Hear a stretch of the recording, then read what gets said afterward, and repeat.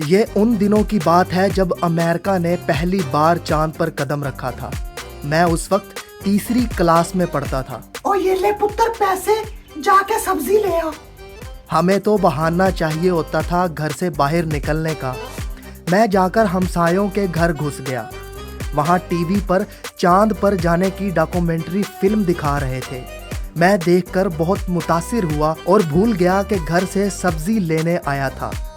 3 घंटे बाद घर पहुंचा तो अम्मी ने काफ़ी इंतज़ार के बाद दाल पकनी रख दी थी। मुझे देखते ही गुस्से से पूछा, और तुम किधर दफा हो गए थे?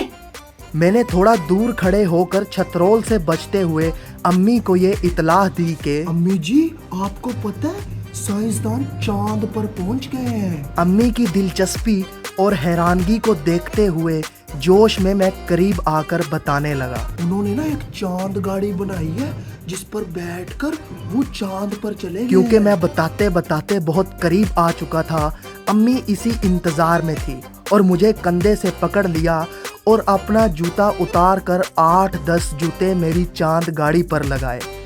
यहाँ तक के जूता टूट गया। मैं बड़ी मुश्किल से ग्रिप से छूटकर अपनी चांद गाड़ी को मलता हुआ बाहर भागा। अगले दिन अम्मी ने मुझे इस जूते को मेखे लगवाने के लिए गली की नुक्कड़ पर बैठे मोची के पास भेजा। चाचा मोची, मेरी अम्मी दी जूती तो ठीक कर दो। मैंने जूता मोची को दिया और चाचा, कहा, तुम्हें पता है साइंसदान चांद पर पहुंच गए हैं और पुत्र 5 रुपए लगेंगे। हेलो चाचा, चाचा तुझे पता है साइंसदान चांद पर पहुंच गए हैं। और पुत्र मैं अनपढ़ जरूर हूँ मगर मैं जाहिल नहीं हूँ। चाचा तुझे क्या पता, तू तो अनपढ़ जाहिल है। अमेरिका में ना एक महकमा है जो ना बंदे चांद पर भेजता है। उस महकमे का नाम है नासा। और पुत्र तू जाता है या दवा मोचना तेरिया नासा विच। मैं जाहिल मोची से मायूस होकर घर पहुंचा तो चाचा फीका अपने यार के साथ गांव की सैर करने आया हुआ था। ओ ये मेरा बड़ा नालायक भतीजा है। मैं चाचे के पास चला गया। ओ पुत्र तुम कौन सी क्लास में पढ़ते हो? जी मैं तीसरी जमात में पढ़ता हूँ। ओ पुत्र जरा चाचे बूटे नु साथ का पहाड़ा तो सुना।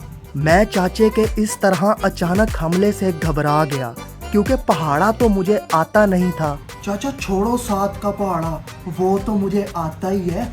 मैं आपको ना एक बात बताता हूँ। चाचा जी साइंसदान ना चांद पर पहुंच गए हैं। दोनों खिलखिलाकर हंसे और लूट-पूट होने लगे।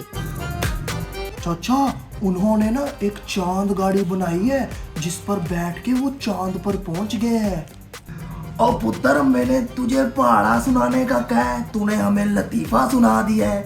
और चल कोई गल नहीं, पहाड़ा किसी और दिन सुना देंगे। अगले दिन कारी साहब सिपारा पढ़ाने हमारे घर आए। क्या बात है पुत्र, और कुछ पूछना है? कारी साहब मैंने ना आपको कुछ बताना है। कारी साहब आपको पता है साइंसदान चांद पर पहुंच गए हैं? और नहीं तो? मैंने जल्दी जल्दी कारी साहब को चांद गाड़ी के मुतालिक बताना शुरू कर दिया। कारी साहब की दिलचस्पी बढ़ गई। उन्होंने पूरी कहानी तसल्ली से सुनी। पुत्र तू इधर मुर्गा बन जा। खबीस, तुम अल्लाह के कामों में दखल देते हो और मरना भूल गए हो। बेवकूफ इंसान, तुम उन काफरों की बातों पर यकीन करते हो। और मुझे 20 मिनट तक मुर्गा बनाए रखा। उसके बाद मास्टर जी हमें ट्यूशन पढ़ाने आए तो वो साइंस की किताब पढ़ा रहे थे। उस्ताद जी आपको एक बात बताऊं, आपको पता है साइंसदान चांद पर पहुंच गए हैं। ओए पुत्र, ओ ये गोरे हमें बेवकूफ बनाते हैं और ऊंचे ऊंचे पहाड़ों पर जाके फिल्म शूट करते हैं और हमें कहते हैं हम चांद पर हैं। नहीं नहीं उस्ताद जी, उन्होंने ना एक फिल्म में दिखाया है कि कितने साल लगे उनको चांद पर पहुंचने पे। अब बकवास बंद करो अपनी। और ट्यूशन की फीस तो तुम टाइम से देते नहीं हो और बातें करते हो चांद पर जाने की। और कल मेरे हाथ में फीस होनी चाहिए और नहीं तो इम्तिहानों में तेरा ऐसा चांद चढ़ाऊंगा कि याद रखोगे। मैं मास्टर जी की बातों से बहुत मायूस हुआ।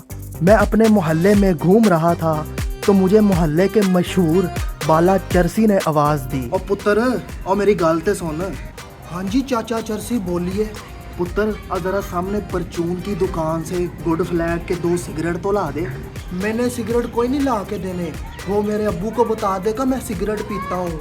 ओ पुत्र जरा समझा कर, ओ मैंने उसका 150 रुपया देना है। अगर मैं गया तो वो ये 1 रुपया भी उसी खाते में डाल लेगा। ठीक है, मैं एक शर्त पे सिगरेट ला के दूंगा। मैं तुझे ना एक बात बताऊंगा, तू मेरी बात सुनेगा और फिर उस पर यकीन भी करेगा। ओ चल ठीक है, मैं तेरी सारी बात सुनूंगा। और तू जरा भाग के सिगरेट तो ले आ। मैंने चाचा चरसी को उसके सिगरेट ला कर दिए। ओ पुत्र अब मेरी भी एक शर्त है। मैं डर गया कि शायद बाला चरसी अपनी बात से मुकरने लगा है। और जब तक मैं अपनी सिगरेट ना भर लूं तब तक तूने अपनी बात नहीं शुरू करनी। बाले चरसी ने 5 मिनट में सिगरेट तैयार किया और सुलगा कर बैठ गया।